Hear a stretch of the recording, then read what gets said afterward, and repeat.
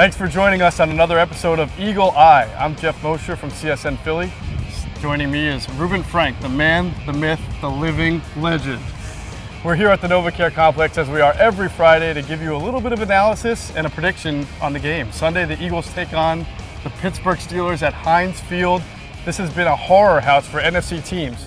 The last 4 NFC teams to go there, Rube, no touchdowns. The last 2, no points. Outscored 51-0. So with that, I turn to you. Is simply scoring a touchdown enough for the Eagles then? Does that mean they will win if they score a touchdown? No. Okay. A lot of trends really working against the Eagles, Moshe. They haven't beaten a playoff-bound AFC team on the road in 21 years since the House of Pain game in Houston in 1991. Long time. The Steelers are 19-2-1 at home since Heinz Field opened in 2001 against all NFC teams. And like you said, the last 4 haven't scored a touchdown. But I do think the Eagles will play well. I think the Giants game really showed that they're on the right track on both sides of the ball, even though they have a lot of work to do. Certainly, they're not maximizing their yardage on offense. They're still kind of killing themselves down inside the 20. Defensively, they're not making the big plays that you're hoping for, although they've been pretty solid. I do think that if they can go into Pittsburgh and take another step on both sides of the ball, they have a good chance to win. I think it's a very tough place to go in and win a football game. Heinz Field is just very rare for teams to go in there. I think the Eagles will acquit themselves well. I think they'll play well. I think they'll come out feeling okay about themselves. In the end, I see Pittsburgh winning.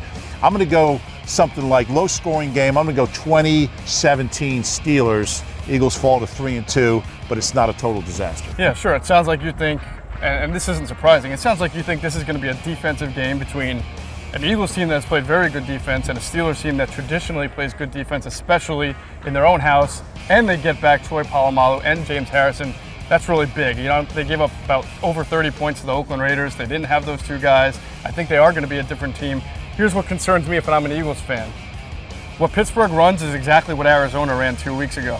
Arizona got after him with Sam Acho, with Darrell Washington, and with Kerry Rhodes blitzing.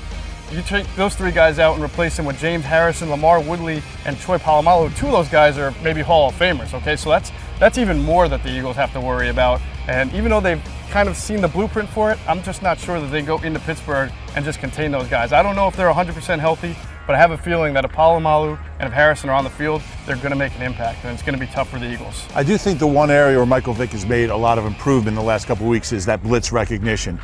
Since the Arizona game, you look at the Giants game, he seemed to recognize things and make good, solid, smart decisions in the face of those blitzing linebackers and safeties better than he did, a lot better than he did against Arizona. I think the short preseason really hurt him more than anything in that blitz recognition, just seeing what's coming and where it's coming from and what to do with the ball. So obviously, he's going to have to take that up another level against that Steelers defense. He will, and as I believe I heard today, Mike Tomlin 9-0 coming off losses. That's pretty good. I mean, again, another stat that's not in the Eagles' favor. Like you, I'm also going to go and take the Steelers here. I think they win kind of a 21-17 game. Thanks for joining us. I hope that's the most expert analysis that you're going to get, and we'll see if we're right. Catch you later on Eagle Eye.